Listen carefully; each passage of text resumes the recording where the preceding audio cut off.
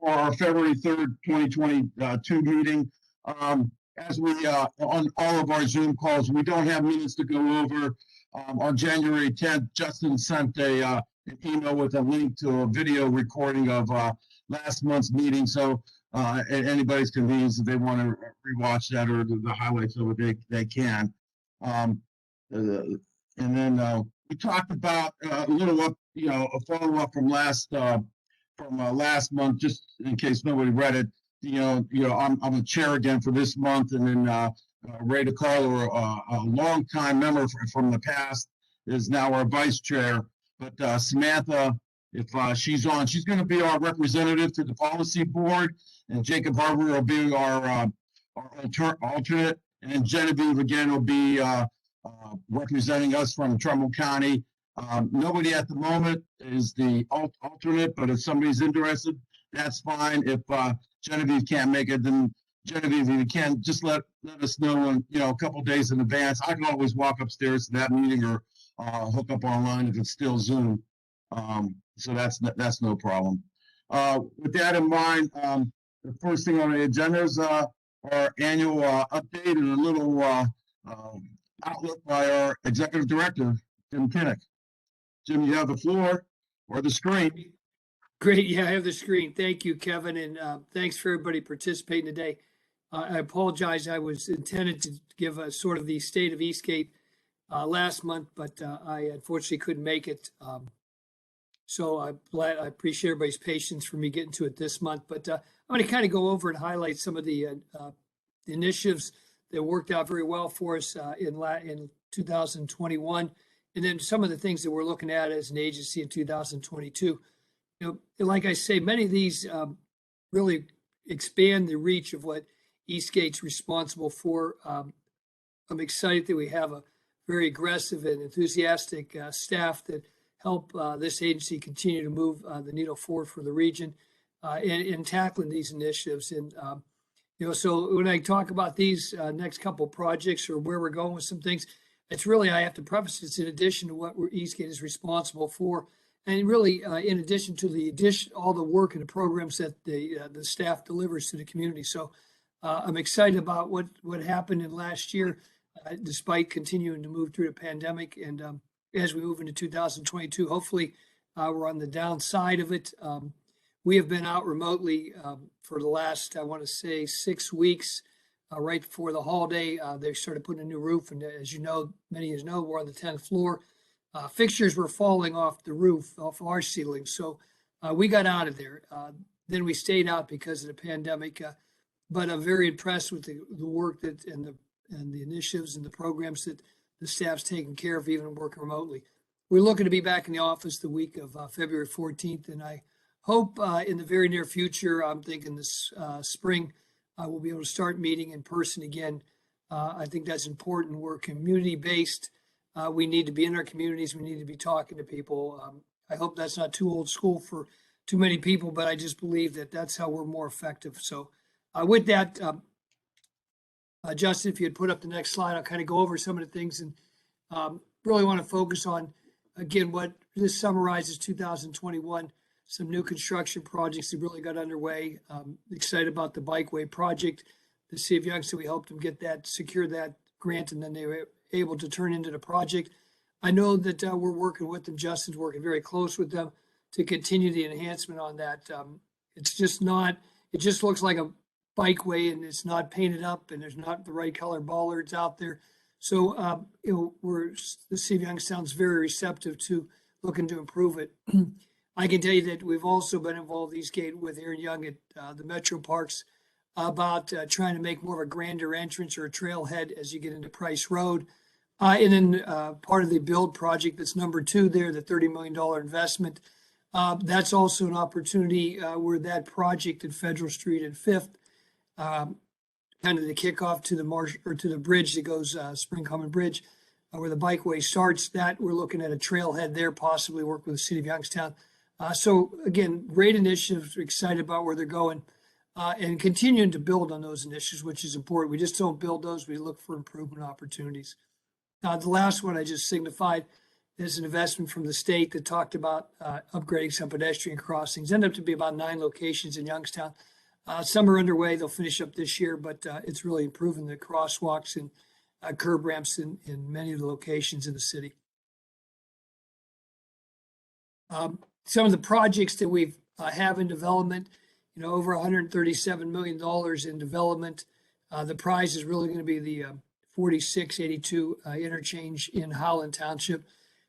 That looks to be, I can remember when we started that and had public meetings, we said it's going to start in 2023.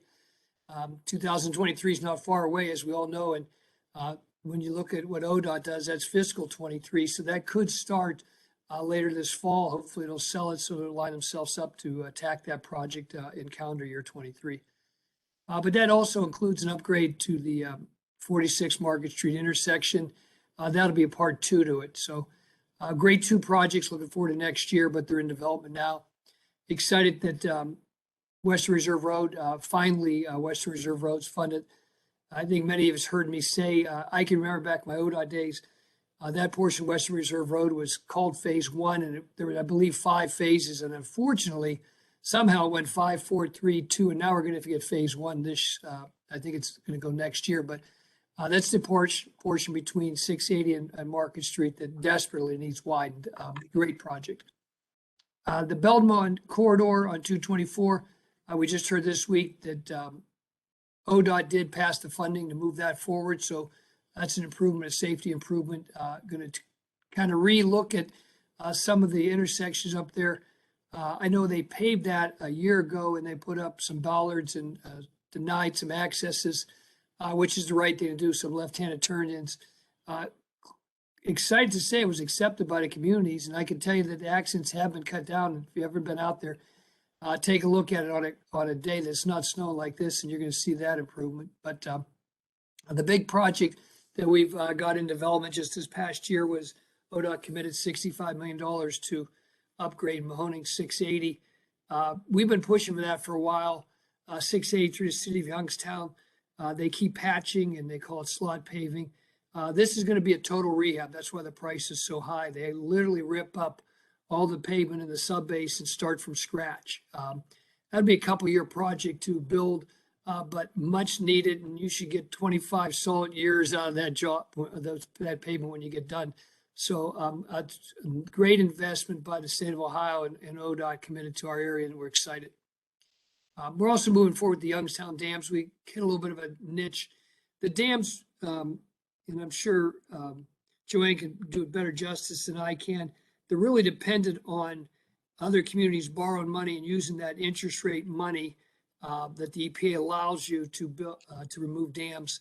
Unfortunately, fortunately for everybody, the low interest rates through the pandemic, but unfortunately, they really made it difficult to find what we'll call sponsors for the dams. So the dams kind of lost a little momentum, but I can tell you that Struthers is on its way down in deconstruction, but the Youngstown Dams, we hope to have and can sell that project in the fall, but we look to be able to sell it this spring. We were able to find somebody to sponsor it in Canton, I believe.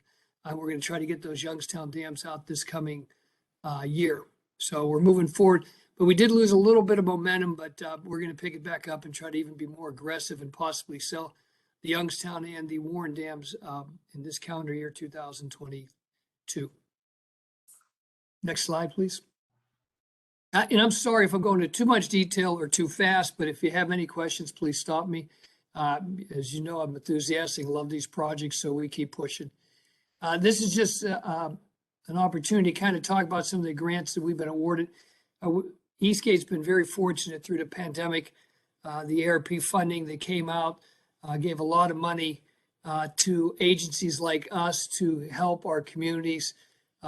We got a COVID relief funding of $2.5 million from the state of Ohio we were able to put back into our roadway projects, invest in the American Act, $8 million. That was a commitment to $4 million from Congressman Ryan was able to secure $4 million for the corridor on Bailey Road and Mahoning Avenue.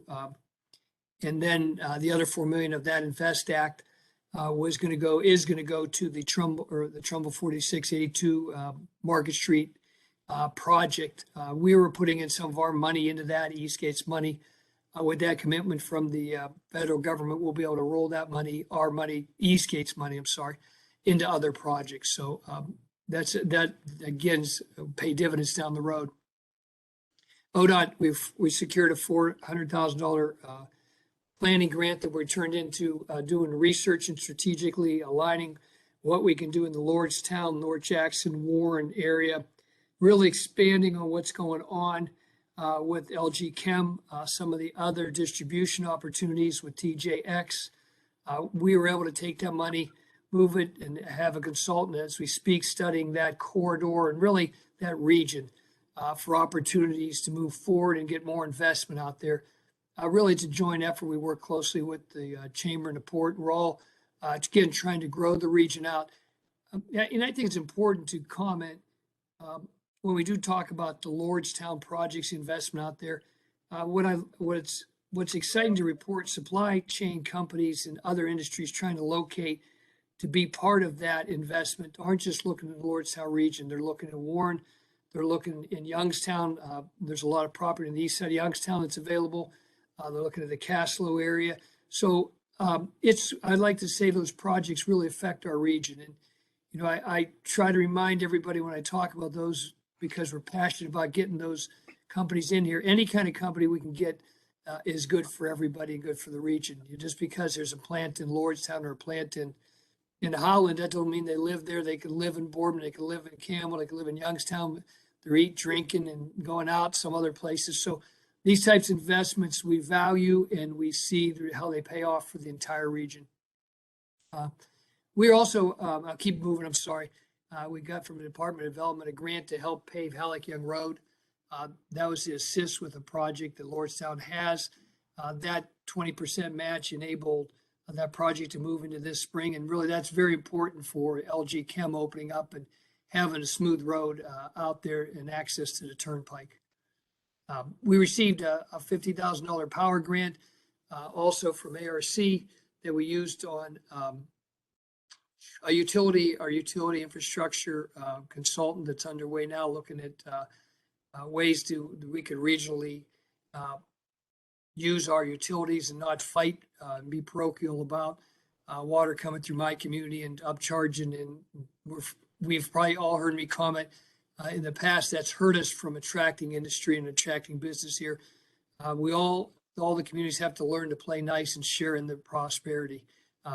We have that consultant. We matched that 50,000 with another 50,000 that Eastgate had, and have a project out there, a consultant now teaching us or analyzing how we are with their existing water, and then proposing opportunities to regionalize our water service.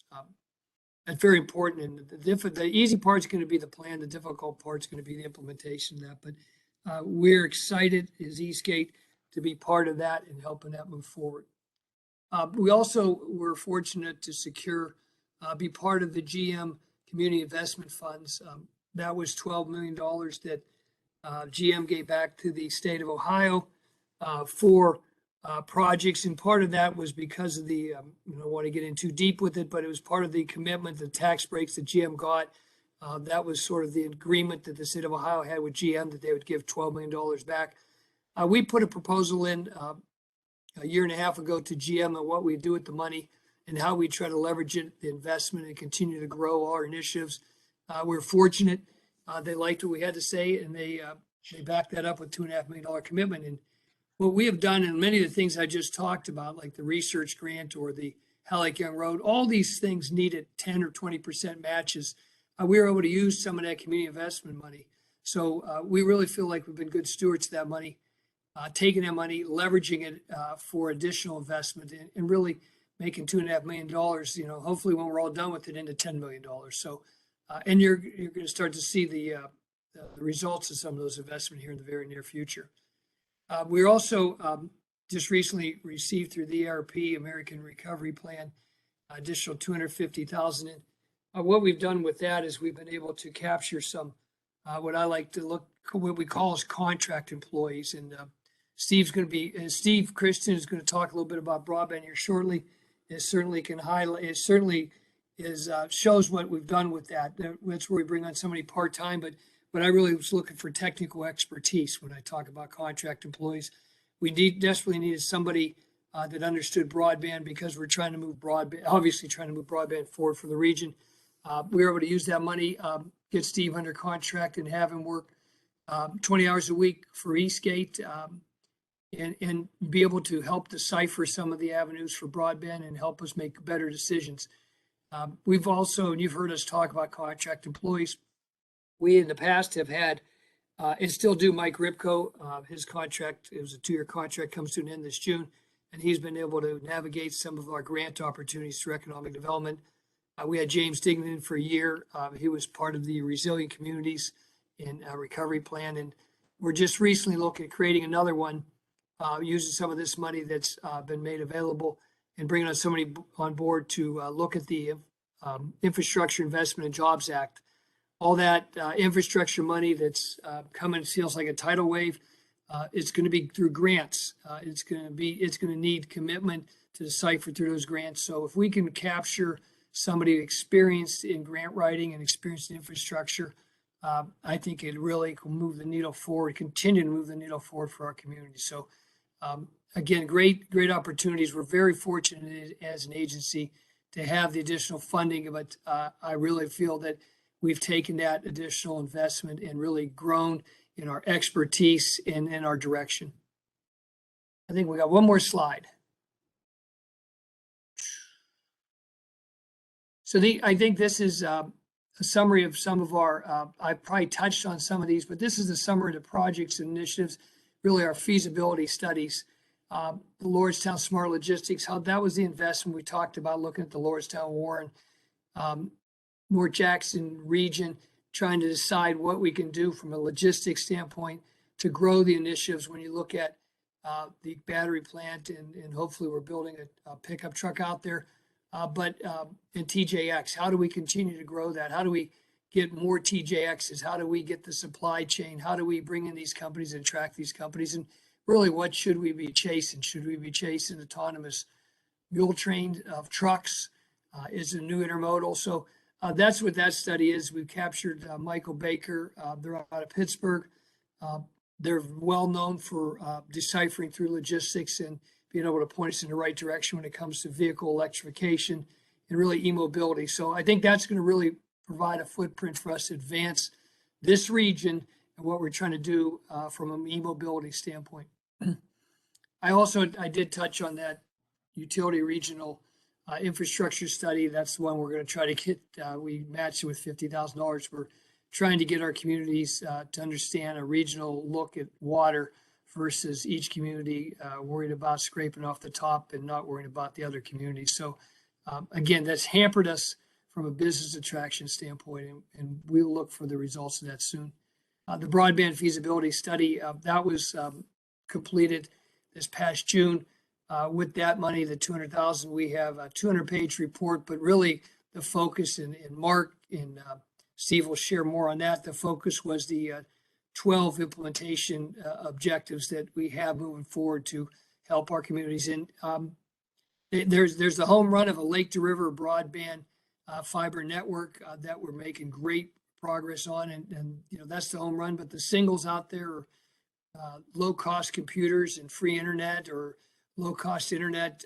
So it's really vast in the study, but poignant when it comes to what we can do to advance this region when it comes to broadband and adaptability and affordability.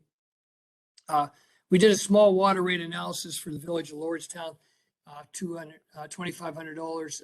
That came back just trying to show what Lordstown could do to continue to be more consistent with their water rates for the communities that are coming in. We also done a Lordstown traffic study trying to understand ingress and egresses to some of the companies that are coming in and how we can better align State Route 45 and Helek Young Road. And then the last one I just want to talk about when it comes to feasibility studies, the Mahoning River Corridor restoration plan. And as we talk about getting the dams out of the river, it doesn't end there. This is a study that teaches, or will show each community how we can continue to take advantage of the river, be it canoe liveries, riverfront development, walking paths, water trails. But that's being rolled out, and then we're looking to implement that the findings in that report here in 2022. One more summary, I believe. A couple of things we did this year. We had a National Infrastructure Week. We had webcast. We put in for a Build Back Better grant. That didn't work out. We didn't get it, but we put a nice foot forward, and we spurred off some other projects from that effort. We also developed a communication plan. We brought on a communication specialist that's upgrading our website, upgrading our social media. And again, I'm not an expert in social media, but it's nice to get a younger person in there that can kind of navigate those waters for us. The message is we want to get the word out to what we're doing so that we can be more helpful to other communities. We're not bragging about what we're doing. We're looking for opportunities to help people. And if they understand what we're doing, I think that creates that opportunity. We have an Eastgate strategic plan. We internally did an analysis of what we're doing. We refined our mission statement. It helped us better align what we're trying to move forward on. Really, we took our planning and transportation departments and called it planning and development, because we're getting so much into we spent so much time, good time, on economic development. And then we called our transportation, we added transportation infrastructure. I think it's important. I don't want to just be known as a roadway agency. When we talk about infrastructure, that could be broadband, that could be water, wastewater. So I just think the designation aligns us to what we're doing as we continue to evolve and grow Eastgate. Disaster recovery coordinator, we talked about the economic recovery coordinator. Those were the contract employees. Then we are in year 3 of our Communities of Excellence. Eastgate's the lead on that. And it's a national study that really lays the groundwork for communities to talk, share information, and help each other and be successful by working together with common vision. So I think we really are a poster child of what that's all about as we move forward. A few of the other initiatives, the planning grant that Justin rolled out, the new round of planning grants coming up this year. Small money, but big impact on what we can do for our communities. Really, we focus on non-vehicular transportation and look to help communities with small grants that can provide bikeways or kiosks or wayfinding, but that's a great plan. The State Route 46 corridor, Justin's taken on. We did the Belmont Corridor. Now we're taking on the 46 corridor. Again, look for opportunities to grow the initiatives that we're chasing. We also brought on grant writing task order. So we armed ourselves as an agency with expertise in grant writing so that when the money becomes available, and I think the fruits of our labors have been shown in some of those other projects that I've already mentioned, and some of the money we've been able to attract to the agency is because we've recognized the need for experience and expertise when it comes to grant writing.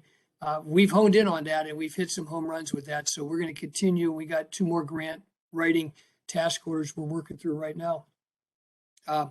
Clean Ohio funding for stream bank improvements. That's a big initiative. Clean Ohio was not allowing money to be used for stream bank improvements. They just you said you had to be in the water. We were able to kind of rock that boat a little bit and get them to free up some of the money. The fruits of that labor will be in Struthers or Lowville, and then Struthers hopefully in the near future. As an agency, we upgraded our accounting software. We actually hired another accountant also. With all the monies and funding opportunities, grant opportunities, we couldn't keep up. And I will say that's a good problem. And I'm sure everybody recognizes that. If you have to bring another accountant, things are going well for the agency when it comes to chasing funds and be able to coordinate and move monies through the agency. We also did our ITS architecture. That was a 3-year initiative. This initiative gets done every 3 years. And then the GIS section under Jeff's leadership was able to make great progress with the big map, really layering many different infrastructure needs and planning needs into a GIS format and really creating what he titled the big map. Okay, I'm sorry it's so long, but I think it's great information.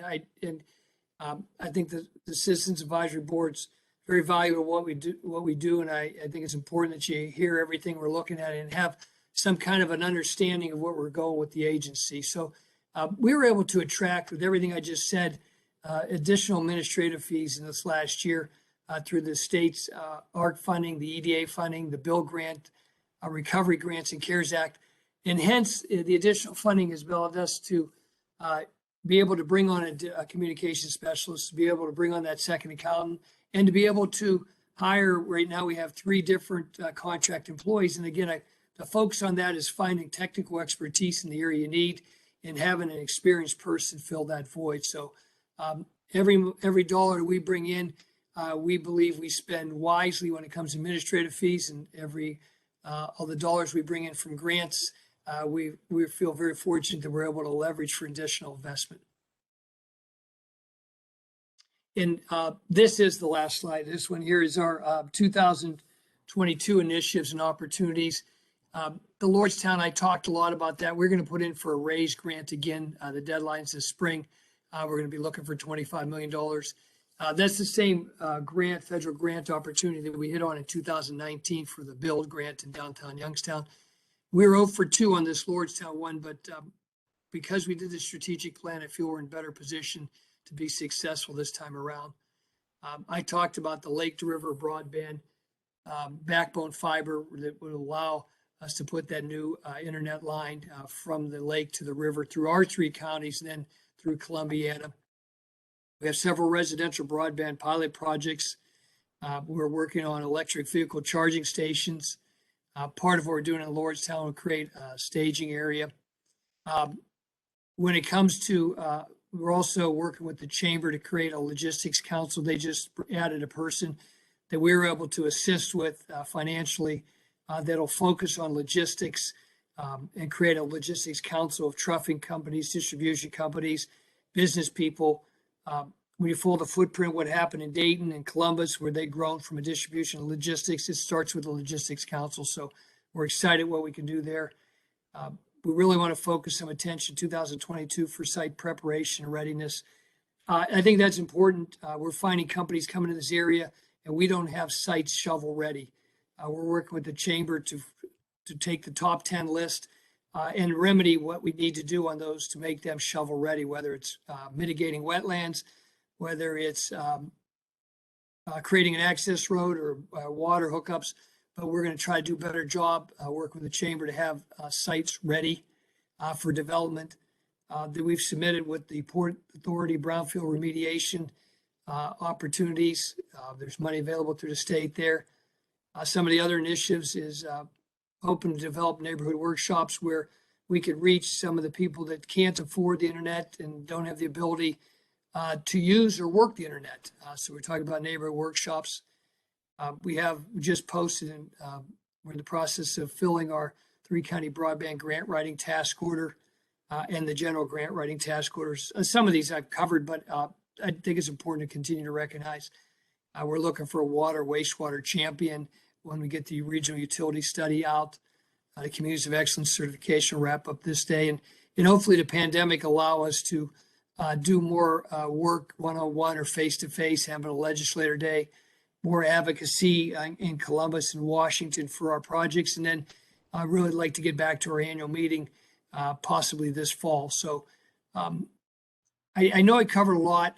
I think it's important, again, to share everything we're looking at. I will tell you that at Eastgate, we're very fortunate to have dedicated staff that we have that's enthusiastic and loves the chase. And as you can tell by my tone and my enthusiasm, I love chasing these projects and driving these projects home. So with the staff's assistance and the funding that we've been fortunate to receive, we're really pushing hard in 2022 and look for bigger and better things for our region. So I appreciate taking the time, hearing me out. I hope I didn't go too fast, but I'd gladly take any question on anything I might have said. And if it's not today, if you get a hold of me, I'll gladly talk more on any one of these initiatives or projects we have. But I really believe it's an exciting time. It's certainly an exciting time at Eastgate, but it's a really exciting time. I think we're just on the tip of what we can do for this region here in the next 2 to 3 years. Thank you. May I ask All a right, question? thank you, Jim. Sure, Pete. Yes.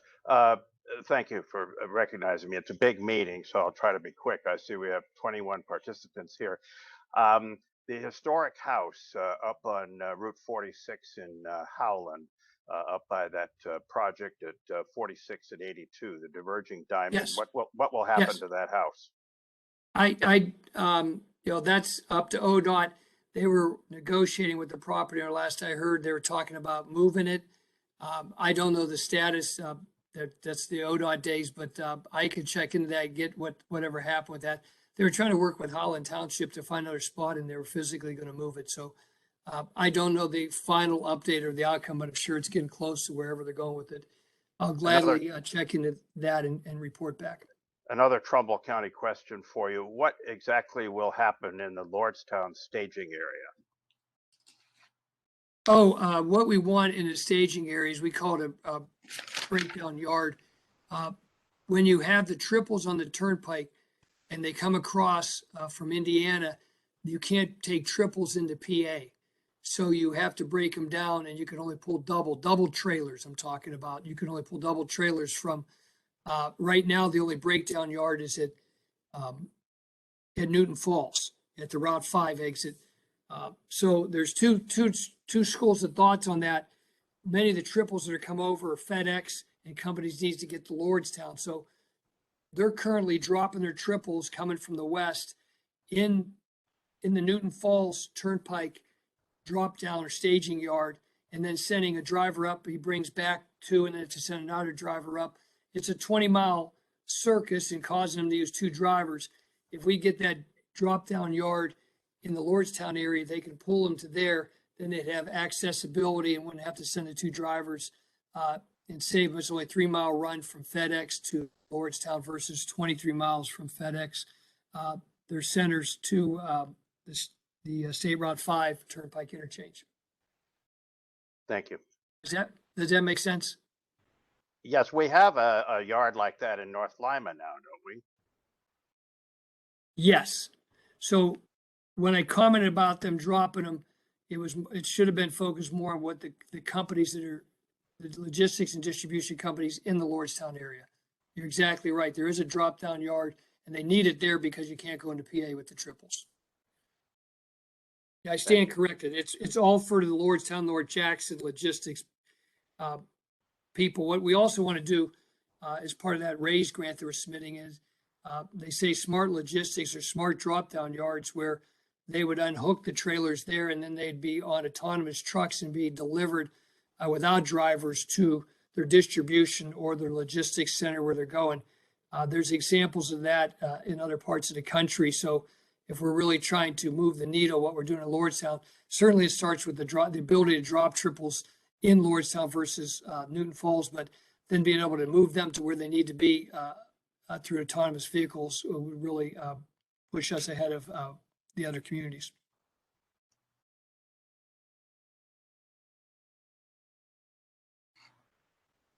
Any other questions? All right, thank you so much for that. And Jim, we were, discussing a few things minutes before the meeting started, and I think you just echoed what we were talking about. There's a lot going on behind the scenes with development in this area, and with your office, our office, the chamber, some of our partners with the incubator and with American Makes and with Bright. There's a lot of energy in this community as far as the economic development, and I just wish that we could convey that a little bit more to the public, and we'll try to go to that end. But there's just a lot going on in this area. Yeah, I agree, Kevin. I think one of the things we need to do a little bit better for a region is we need to market the region. There's a lot of good going on here and talk about the story. So I think we got to do a better job of marketing the area, the resource we have, and it really starts with water, the abundance of water that we have. When you find companies that can't locate in the west coast, southwest, you can't turn your water on at night, or you can't water your lawn. The south, none of these, and all these companies that like Intel that's locating in the Columbus area, or Altium that located in Lordstown, are dependent on water, and the water usage is incredible. 3 million gallons a day that Altium will use. And I don't know if anybody's heard the numbers. and they're getting it from MVSD. MVSD has supplies 21 million gallons of water for their region, and additional 3 will be needed for Altium. So think about that, 21 million for everybody else, and we're going to need 3 million more for Altium. Well, what's interesting and what we need to take more advantage of is MVSD has the capacity of 60 million gallons a day. So when you got companies dependent on water, they can't just go in San Francisco or California or Arizona. They need to come to a place like us where we have, again, 36 million gallons a day in abundance. So I keep telling everybody we need a sign in all those cities on the West Coast and down south and the Southwest says need water, come to Northeast Ohio. We have it. Companies need it. That's how you produce the lithium batteries. That's how you produce the microchips. So I think when you talk about a regional effort, we need to do a better job of that. But I also think that we need to do a better job, Kevin, to take your point, to celebrate the small successes we have and the wins we have and talk about those, because you're exactly right. I really feel like from an economic development standpoint, the snowball's rolling downhill and it's getting bigger and bigger and bigger. So the more successes are coming, but we need to talk about the smaller successes we had now and celebrate those and make people more aware of it. Okay.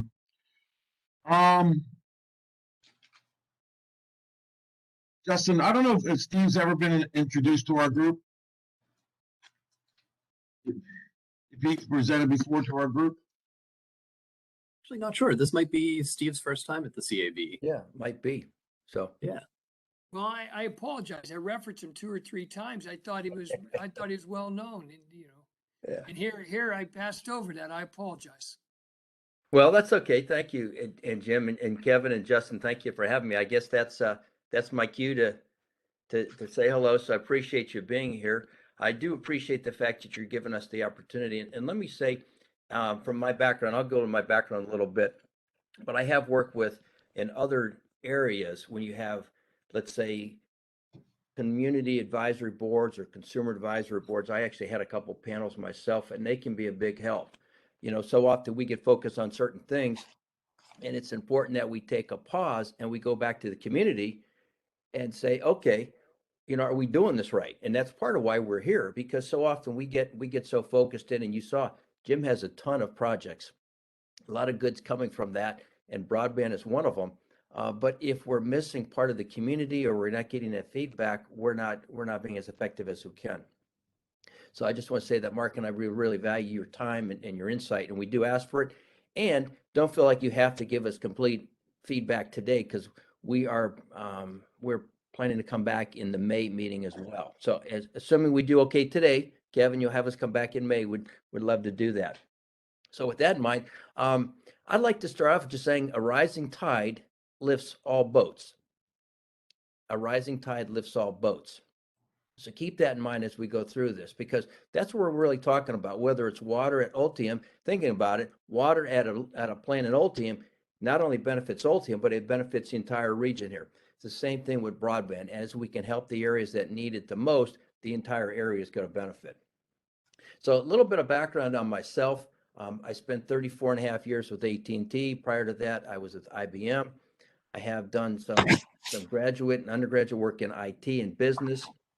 More importantly, though, I think is my background. I've done a lot of work with what we call digital equity and inclusion. I've probably spoken to 3,000 or 4,000 kids on job shadow events. I used to be on the board for the Urban League for about 18 years. So I understand somewhat of what takes place in the urban area, as well as from a business perspective. I've been on the chamber board for Youngstown and Akron for a while. So I come to you not as a technical person only. I mean, I know bits and bytes. I've done my share of programming. I go all the way back to when we were programming in COBOL and RPG and everything else. I remember with IBM when the PC was announced, but it's not about technology. It's really about getting the people connected to the information that they need.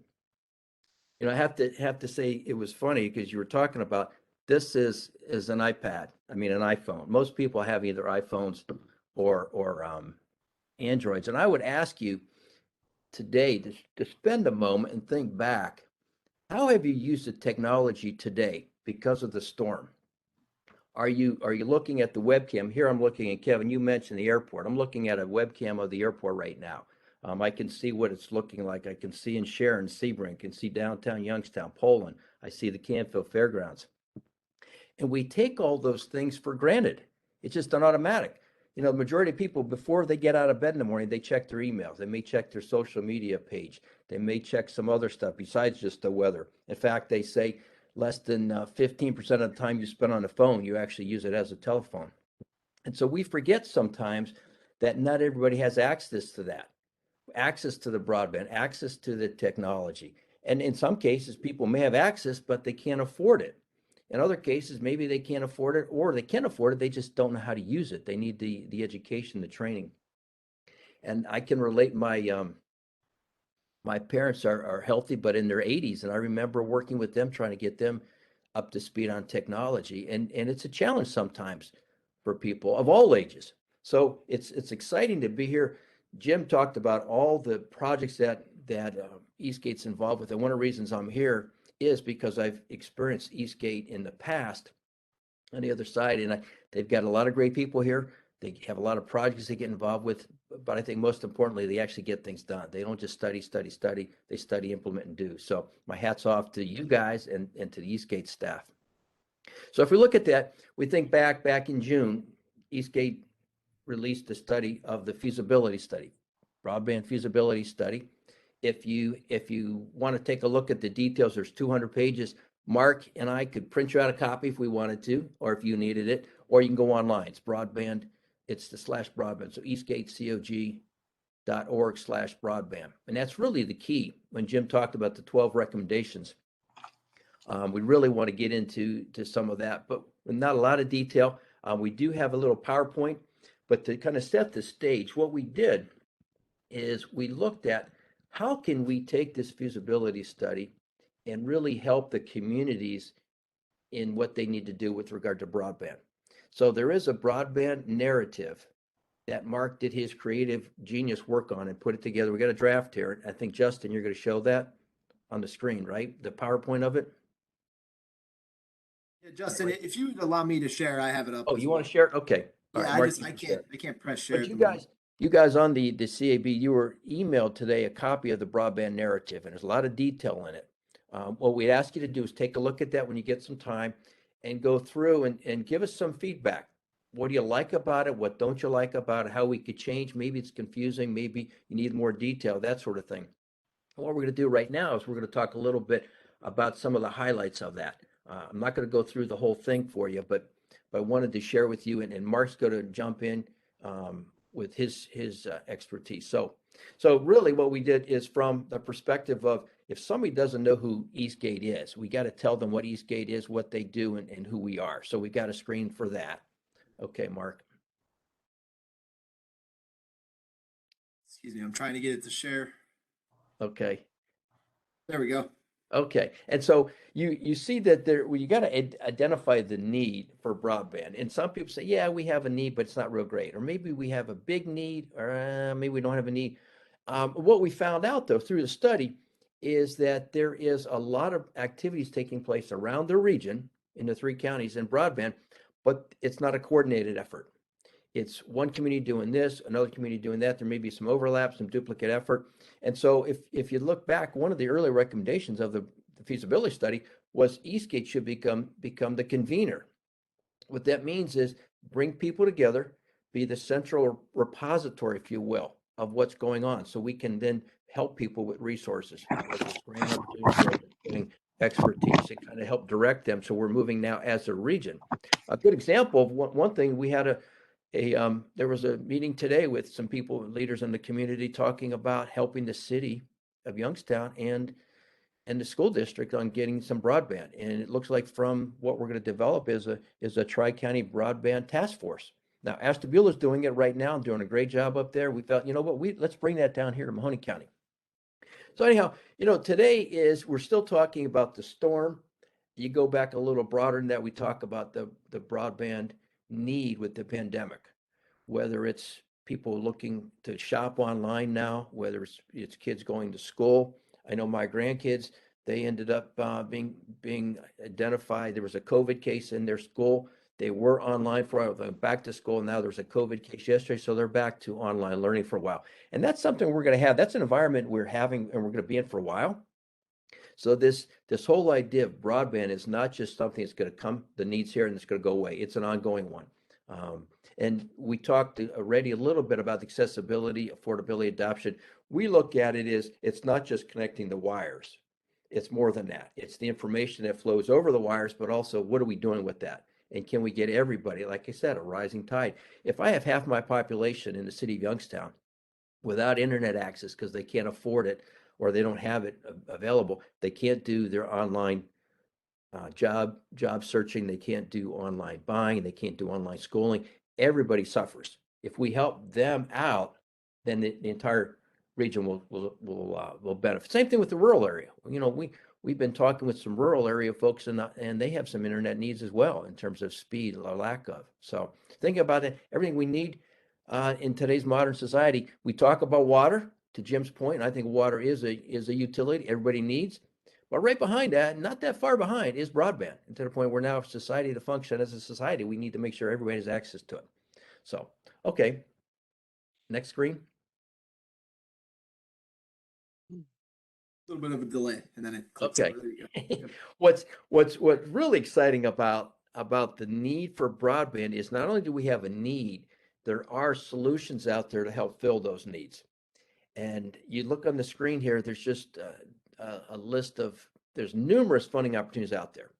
And we listed some of these, and we have helped some of the providers with some state money. There's some state grants from Broadband Ohio. There's some national federal dollars with the NTIA with NTIA group, which is an administrative group from the federal government to go after money. And there's ARPA money out there. And what we're seeing is that there's a ton of money out there.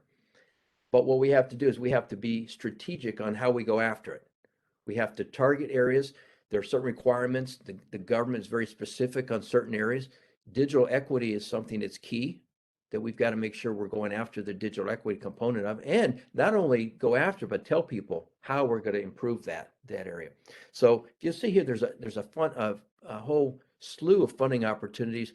What we see is Eastgate's role, and we can help the community, is by helping narrow down the focus. So if a particular community needs to do some internet improvements, what's the best way for them to obtain the funding for that? And Mark is an excellent resource for that. He's done a lot. He got a lot of grant experience. He's great at writing grants and understanding what they mean. You know, I'll look at a 2,000 page document and kind of scratch my head, and Mark will whiz through that and find out the highlights, and we're good to go, and so forth. So we're taking a look at that. This is a great resource now, this narrative, to help those communities understand where some stuff is commonly located. Next Stephen, slide, a please. couple things to add in too while we're on this screen. It's worth noting with the IIJA, there will be 68 billion dedicated to broadband related projects, FY22 through FY26. So a 5-year period. They're going to spread that around the country. And then also the Appalachian Regional Commission will have 100 million dedicated over the next 5 years in their power program towards broadband related projects. So there's a significant level of attention being paid to this area from the state and federal government. And we feel like we're in a really good spot, not only coming off the heels of our study last year, but the momentum we're building this year, as Steve said, with the task force being built out, all the projects we're chasing after. So the time is certainly right. Can you go to the next slide? Yes, please. Here we go. So there's a quote that says, "Action expresses priorities." You know, I once had a boss that she would come to me and said, "Here's your priorities," and it's a list of 15 items. And I said, "Well, that's a list of 15 items to do. That's not really a priority. We need to narrow it down." And so she would narrow it down to 3 or 4 items. And I think that's critical for what we want to do. As Jim alluded to and stated, we have 12 different priority or recommended projects, if you will, from the feasibility study. And we're working on all of them, let me say that, but they're not all the same priority. So I wanted to just mention a few of them. Everything is under the umbrella of digital equity inclusion, and that means the urban areas as well as the rural areas. But underneath that, we want to do short term. There's some great opportunities to help with the affordability aspect. There was a project that the federal government released last May that qualifying households could get $50 off per month on internet. And we help some other local community agencies here, as well as the city and the county help promote that. And there were several thousand families in our area that were able to benefit from that and save $50 a month. If you just do the math, $50 a month times, let's say 3,000 or 4,000 families, that's a lot of money to save. And not only did it save them money, in some cases, it enabled people who didn't have internet to get internet. So we never want to lose sight of the fact that affordable internet is critical.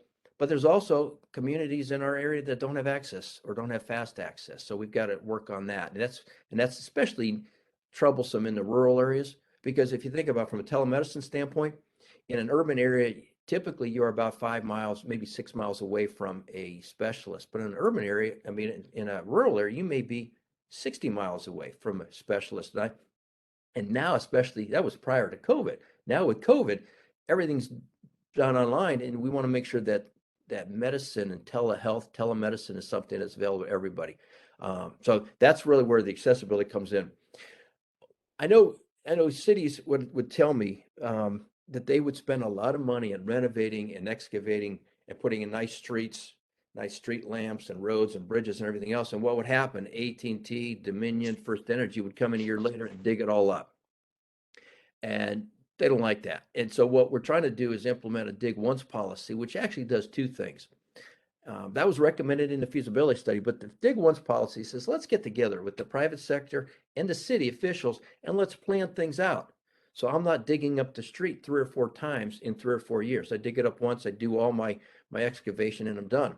But there's another benefit to this, and this is some cities have found out if they go ahead and do a dig once policy and they put in conduit that pipes in the ground, then you can enable other competitors, internet competitors, utility competitors, whatever it might be, to come into town, and it reduces their cost dramatically in offering services. So I think the best way that we can improve services and reduce costs when it comes to broadband is encourage competition. So we have a dig once policy that we're implementing. That was talked about a lot in the feasibility study. So that's something we're focused in on. Also, for those of you that have come down to downtown Youngstown, probably oftentimes you come in through either Wick Avenue or Market Street. And it's someone who grew up in the area, moved away, lived in Michigan for 11 years and came back. To me, it bothers me still when I come into downtown Youngstown and I see the square and all the opportunity that's there that's not being met right now. You think about it from the hotels. It's a great hotel, glad it's there. But across the street, we have the Dollar Bank building, we have the Chase building, Huntington Bank building, and those are very underutilized. Well, the government has a program called Innovation District. And what you do is you take historic buildings, and there's certain tax ramifications and investment procedures that you do. And we've seen them done successfully in Cleveland, Columbus, Zanesville, Canton, Ohio was involved in one in Canton, where you do some renovation and you do some innovation work, and you maybe create an accelerator, an incubator, there's a wide variety of things, but you really can really enhance your downtown experience. So that's one thing we're talking about, helping with the city do that. But Jim alluded to the home run, and you think about it. We have the opportunity, working with ODOT and working with Broadband Ohio, there is a major run between Lake Erie and the Ohio River. Now, for those history buffs, you may remember Ohio was known for agriculture at one point, but then we are known for our waterways, right? We had the canals to connecting Lake Erie and the Ohio River. And then you had the highway system, a tremendous highway system. And from a broadband perspective, we have a lot of broadband going through this area, but it's going through and not really stopping. If you were going from New York to Chicago, you drive right through Youngstown. Well, if you were transmitting little electrons or protons in case of light, you're going to come through right here in Youngstown. The problem is you don't stop here. You go right through. And what we see is if we can get a connecting line, fiber run from Lake Erie down to Ohio River, we can revolutionize this area. We can not only do more broadband connections to the internet in terms of a higher, more advanced speed, but also now we can help with the rural areas. We can help with the Mesopotamians. We can help with the Hanovertons. We can help with Orwells. We can help with the Jeffersons. And Lake Lake Milton. I mean, Lake Milton is not that far rural. Some of you may even live there, and yet they have challenges getting internet. So the idea of the lake to river fiber backbone can help all of that tremendously. So, Mark, any comments on that? No, yeah, I agree with you. Also, too, northern Trumbull County. I don't know if you mentioned that they have some serious issues as well. That entire corridor between northern Trumbull and southern eastern Ashtabula. You're talking about folks who have download speeds of 3 megabytes. So, the minimum standard in the state of Ohio used to be 25, I believe. Peter Voderberg from Broadband Ohio earlier said it's now up to 50, but the federal standard is moving to 100. So that just shows you how far behind some of the rural areas of our region are in terms of internet access. And Steve, I really liked your point about, what if someone needed medicine today? They couldn't get out and drive and they have that slow download speed. They probably couldn't even, connect for telemedicine. So it's becoming increasingly important, especially over the last 2 years during the pandemic. But as we continue to rely more and more on technology, having main trunk line fiber, as it's shown on the screen here, the lake to river fiber line is going to be increasingly important. And we're very happy that we built a very strong relationship with ODOT, a very good relationship with Broadband Ohio. We're looking for some other regional partners and support on this project, but it's trending in the right direction. And hopefully, as we continue to report to this group, frequently, that we'll have more good news each time. Yes, yes. So I like to talk about the idea of maybe transportation, how it relates to broadband in this major trunk line, if you will. Because if I was going from Youngstown to Columbus, unfortunately, I have 71, I have 76, and then I have these tributaries, if you will. I have markets. If I'm coming from Eastgate, I've got Federal, I've got Market, I get on 680 and so forth. So think of it that way. What we're trying to do is we're trying to build that connection between Youngstown and Columbus, one that really doesn't exist today in this manner. And what we would do is build that main 7671 corridor. And then from there, we would encourage the providers, and there are a lot of grants that can help us with this as well, to start building the roads to get there, the Federal Street, the Wick Avenue, the Market Street. And it all kind of fits together. And that's why I think it's important that you understand we're not just looking at it from a serial project mode. In other words, 1, 2, 3, 4, but it's really being done oftentimes in parallel because we really need to get all this done. And technology is moving so fast. There's a realtor up in Cleveland. He was telling some folks and myself from Ashtabula that he's getting a lot of inquiries from people wanting to move out of Cleveland into Ashtabula. And the number one thing that people are asking him is there internet there? Is there internet? It used to be you want to look at schools, you want to look at maybe the quality of life, and you still do, but now the quality of life is still important, but broadband or availability of broadband makes that available. So mark the next screen there, the appendix. I think so. So it just takes a second, a little delay. There we go. So there's a lot of information, like I said, in this broadband narrative. I invite you to go through it, take a red pen, cross things out, circle, add things, and give us your feedback on that. But what we also did is in that appendix, there's additional information that we didn't want to exclude.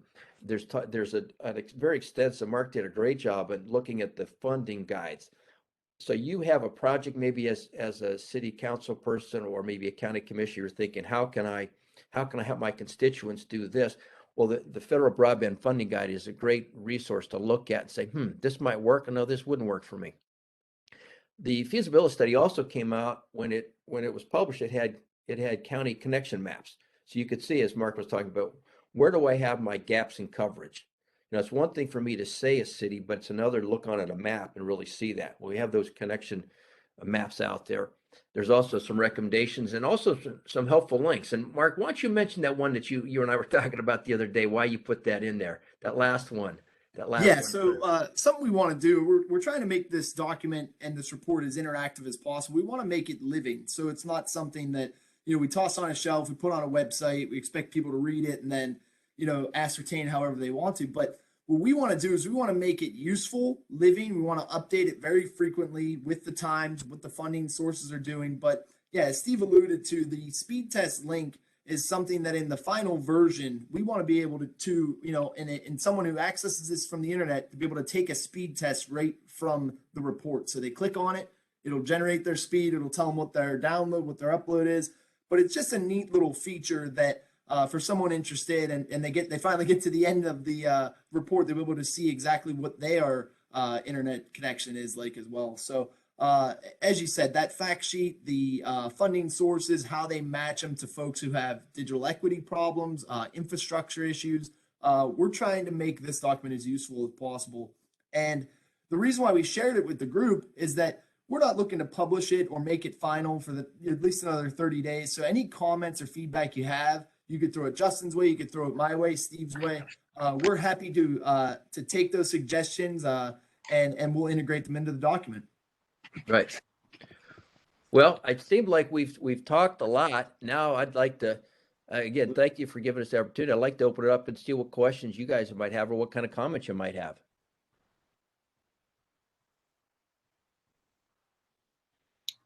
Well, Steve, this is dark fiber right underground. Dark fiber underground in a conduit. The lake to river piece you're talking, Yeah. Lynn? Yeah. Yes, it would be. Well, when you look at the idea of dark fiber thinking, it depends on how you classify dark fiber. It would, dark fiber, sometimes fiber underground is not lit. In other words, not being used. So from that standpoint, no, we see it as fiber is actually being used. Okay, so it's just a high speed, but it's still going to be digging the ground from Lake Erie and going through the communities. Now you're following, I take it, highways. Are you Yes. following railroad rights of way? Are you following highways? Are you following things that exist already? Well, it's interesting you bring up railways because from my previous experience, one of the challenges is working with right of way when it comes to railroads. And so what we look at is we're going to use the right of way with ODOT, and ODOT, we're still working this through, but ODOT seems open to it. They want to do some kind of partnership with us and Broadband Ohio, but we would use the right of way that's part of State Route 11. So if you look at State Route 11, if you're on Route 11, you look off to the sides, you have that fence on the far sides where the right of way ends. We're looking to put the fiber underground somewhere in that area. That's the plan right now. Okie dokie, because like Sprint is the Southern Pacific Railroad interface, and they, became a company by suing AT&T to get more lines. So did MCI, and then Sprint was, along all the railroad right-of-ways. So that's what I'm trying to ascertain. Where are you putting this? Where's your one-time digging going to happen? Okay. Well, let me answer that. It's an interesting question the way you phrase that, because right now our plan is to use the right of way along State Route 11, and we're working with ODOT. But when and that's for the main line, but we will need additional right of ways then to do the branches or the tributaries, the laterals, which you might call them, and we'll have to work with other right of ways, other right of way owners. Now that said, our next step in this is we see a preliminary engineering analysis being done. Yeah. And that will then lay out Oh, is it? more of the details to the project. Yeah, that's what we want to look at is actually what it does disrupt and where it goes through. Yes. And that's where the preliminary engineering analysis would identify those. Okay, I just had to plug my computer had to plug it in. My battery went down quickly, you guys. You talked a lot. Well, thank you for the question. Yep.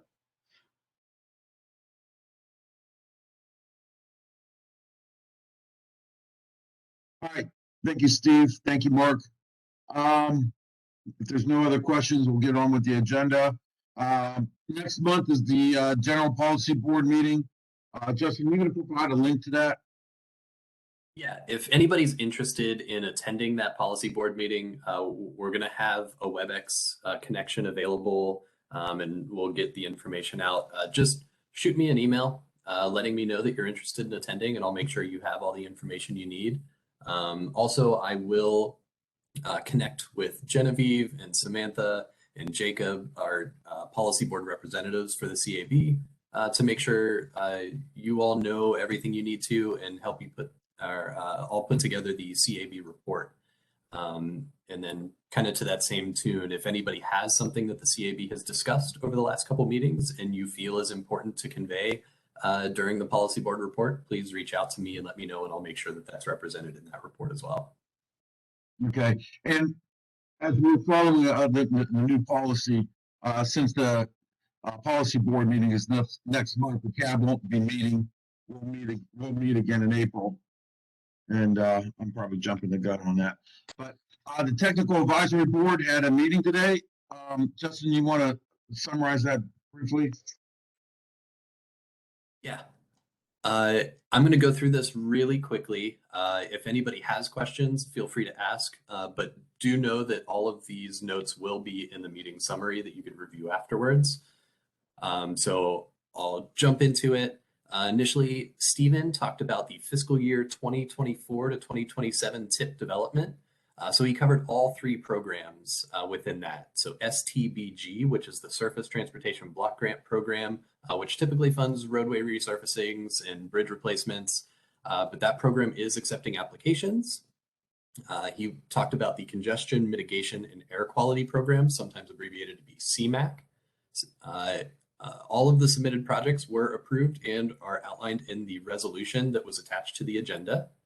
And similarly to the Transportation Alternatives Program, or the TAP program, the recommended projects for funding, according to the scoring committee for that program, are outlined in that same resolution that was attached to the agenda. That resolution will be sent to the board members for approval following this meeting. That I'll make sure to include that resolution for your review as well. Moving on, Michael Baker, who is the consultant that is working on the Lordstown Smart Logistics Hub study, provided an overview of the work that they've done so far. That study is looking to make the region a leader in smart logistics in the sector innovation, not just in Ohio, but nationwide. And progress on that project has seen the development of a vision and goals, as well as a draft plan. So the next steps sort of focus on readiness and implementation planning. Grant Taylor gave an update on the current bike and pedestrian plan. There is public outreach opportunities ongoing right now. That information for those is on our website, on our bike and pedestrian planning page. I will also make sure to link those input opportunities in the meeting summary, so you are able to have easy access to those. There's two ways to interact. One is a simple survey where you go through, fill out a couple questions and provide your responses that way. The other one is a little more interactive. He put together a web map where you could go on, select locations that you have input regarding bicycling and pedestrian infrastructure, safety concerns, anything of that nature, and you're able to kind of drop those onto a map and share a little more geographically some ideas that you have. So be sure to check those out either on our website or in the meeting summary for this meeting, and provide your input for that plan. Grant also talked about the current Safe Routes to Schools program. That is a program run by the Ohio Department of Transportation focused on school transportation safety. The applications for those for that program have opened up. So we are kind of outreaching to our local communities to start thinking about that process. Communities that wish to apply for that program need to have a plan in place, and there is some assistance available to actually develop the plan so they could apply for funding in future rounds. Murda provided an update on some of the transit programs that are going on around the region. The WRTA's Trumbull County Fixed Routes received state CMAQ funding for implementation. Kind of more of a logistical thing where there was funding in place for that. This is just a new source. So really no changes to how that's going to operate. And then in addition to that, the Ohio Department of Transportation and the Federal Transit Authority announced that funding for their 5310 program is now open, and there's a few changes to how that program is working, shifting from a program base to a project base. and applications are due at the end of April for that. And then I provided an update on the upcoming planning grant. So some of you that have been involved the last couple of years in the CAB may remember this program. We typically ask for a member of the CAB to sit on a selection committee for this program, but that's one of the pieces that's changing this year. Typically, this program's run every other year. We make $30,000 available to the local communities to do planning activities. So this is to pick a location that has some sort of problem that they've identified and really look at a comprehensive solution for how to best solve that transportation issue. Really focused on active transportation, complete streets, sustainability, capital improvement planning, the whole gamut that way. What we're doing this year, so we ran a program last year. There was currently 3 projects in process and being conducted right now.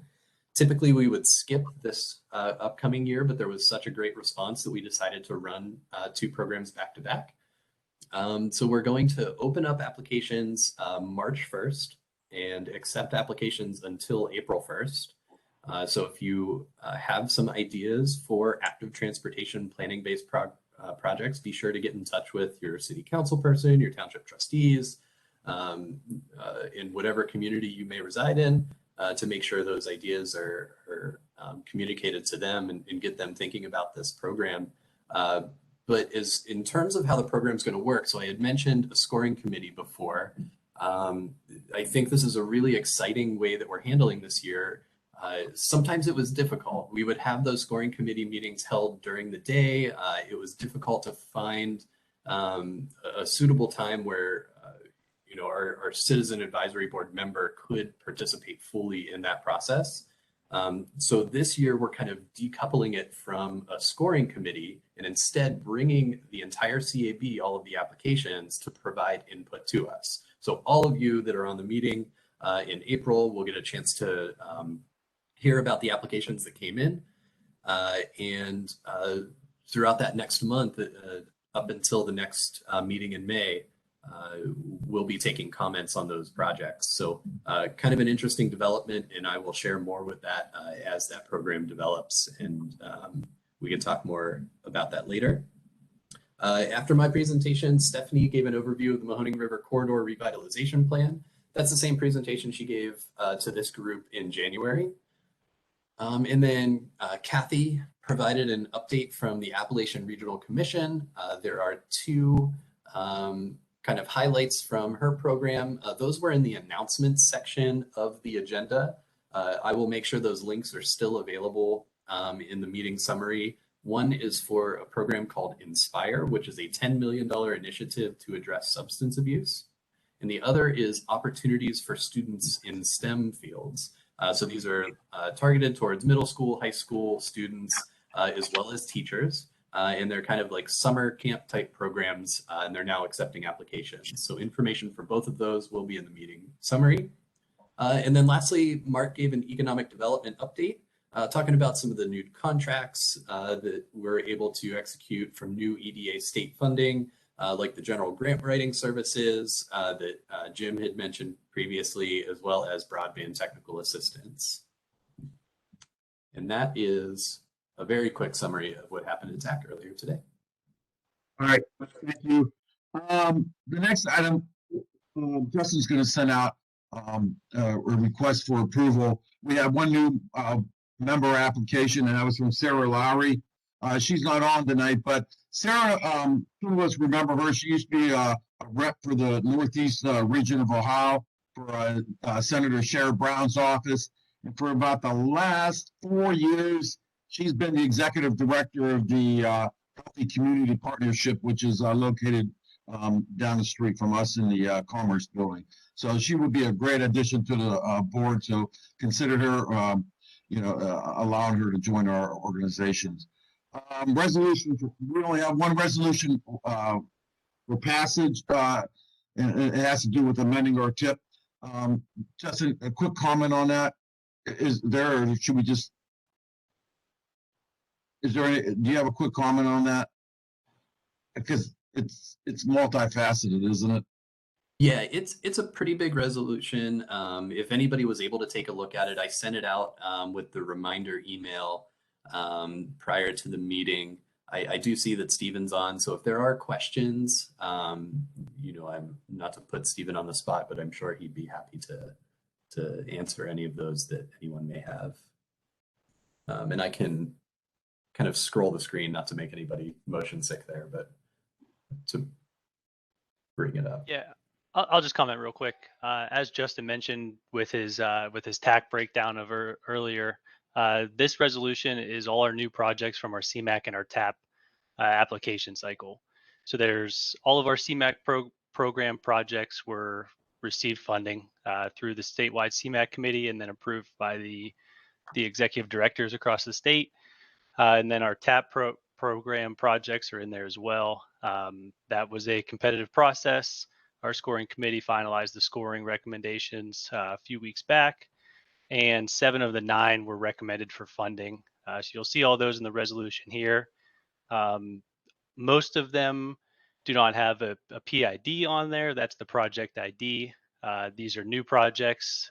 So what happens there is once this gets approved for funding through our tax CAB and policy board, that's when our friends at District 4, they program these projects and assign them a PID. So I guess just to get ahead of a question there as to why most are to be determined there. And then there's a few on there that show, as you can see on the screen, future funding through other programs. These are rather large projects that use a combination of funding. STBG, as mentioned before, is another one of our pots. HSIP is the statewide safety program. But there's just a few big projects here that use different pots of money. But yeah, like Justin said, open to any questions. All right, thank you. Announcements, there's a couple that are Appalachian Regional Commission related. The members, they're in the agenda and there's links to it. You can read those at your own convenience. Unless, Justin, you have any other comments on that. Those are just general. I'm going to open this up to the rest of the committee. Is there any other questions or comments anybody may have? Yeah, hi, I have a question. Samantha Yanucci here. To kind of accompany this resolution, can we have a copy of the scoring criteria that Eastgate uses to judge the projects that receive the funding from those different pots of money? I do believe so, but let me confirm that. I believe it's all public. I'll make sure, and if so, then I'll get that sent over to Justin to get the overall scoring from the committee. And we've always been fortunate. We've had great scoring committees. Everyone kind of understands the projects, realizes where they are, their impacts. Scores them correctly, doesn't score them with variables that they shouldn't be. But also know that the scoring is just a guide. And the committee is open to recommending projects that differ from the scoring. I will say this time that they went straight down the list, and what was comfortable to fit in the program, the first 7 that scored the highest from the committee were the ones that were recommended. But yeah, I'll confirm that and get that sent over. So Great, thank you. I've also in the chat dropped a link in, just as kind of find what you're looking for. Stephen puts together. Wait, sorry, Justin, you cut out when you were talking. Oh, sorry. So on the Transportation Improvement Program page, I dropped that link in the chat. There is a link to a document for funding guidelines. So that may help get to some of the answers you're looking for. Great, thank you.